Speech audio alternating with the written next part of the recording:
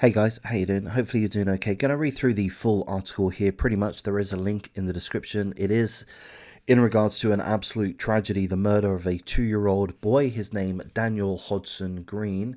He died in a town called Guisborough in Yorkshire, England. He was killed by his own mother, should I say murdered by his own mother. February the 2nd of this year. She smothered him to death and then she tried to kill herself. She cut her neck. Unfortunately, paramedics arrived. The mother was attempting to save this psychopathic woman that you see in front of you. Her name is Carol Hodgson. The paramedics did save her, but regrettably, Daniel's life had already departed.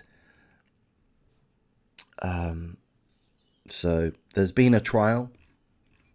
Carol Hodgson, the mother, has been found guilty of murder of Daniel Hodgson Green, 2 years of age, her own son.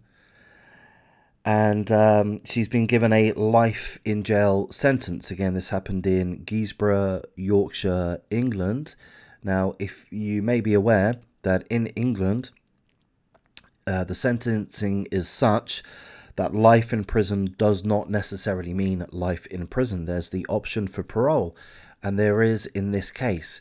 She's going to be eligible for parole at the minimum of 18 years. So we could have a quick comment or two in regards to that. Are you happy with the life in jail aspect? Yes, I am. This happened in England. There is no death penalty. If there were a death penalty, I'd push for that. But that's not the case. Life in prison is the maximum sentence that can be provided to any child murderer. Boris Johnson has talked about, well, he's gone now, hasn't he? But, well, when he was in power, he was talking about putting in a law that would make it automatic life in prison for child murderers. Having said that, however, there's always this option for parole. And no, I am not happy with her potentially having the ability to get released after 18 years. That does not serve justice to the young boy that has had his life taken away, Daniel Hodgson Green. And it also doesn't provide justice for the family. Now, one of the most heartbreaking aspects of this case, and I perhaps should have mentioned, there is a link in the description. If you do appreciate the coverage, please do like, comment, subscribe, share the video as you see fit. But one of the heartbreaking aspects of this case is that the father was cut out of any contact with Daniel. The father didn't have any real interaction with Daniel. In fact, on the day of Daniel's murder, February the 2nd of this year, the father was due to go to a family court hearing, which was to discuss the custodial dispute between himself and the evil mother. Apologies for that noise. He was to go to a court hearing, a family court hearing, to discuss the custodial options.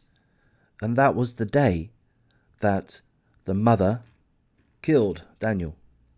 She did it purposefully. She purposefully chose that day. As far as I understand, my interpretation of the article is that when the father, Stephen Green, was at the family court to discuss having access to his child, hopeful that he'll be able to leave the court with something, with access to his own child that he hadn't had any significant contact with since birth, he was told by the family court that his son had been killed. He read a victim impact statement, which I'm going to read through part of that now. So he read this to the judge. I don't know if he was there physically, if it was read out on his behalf, but it was said by the father, "I wish I could say more on Daniel's personality, but we only knew him as a baby before Carol, the mother, disappeared with him and cut off all contact. He was my entire world. The day he was born, I truly knew what love was.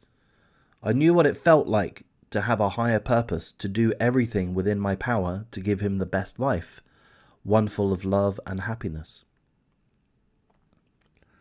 That's what he said to the judge. Victim impact statement as she was being sentenced. He didn't have a chance to get to know his own son. I mean, that's devastating. And unfortunately, you know, no one will have the opportunity to get to know Daniel Hodgson Green at this point. So I'm going to wrap things up at this point, guys. I'm going to be making several more videos over the next few hours, and I hope to continue to do so every single day. I really, really appreciate your support. I'm getting closer to 1,000 subs, which will be quite a nice little pat on the back. So we'll just continue heading that way. I'm going to thank you for your time and take care.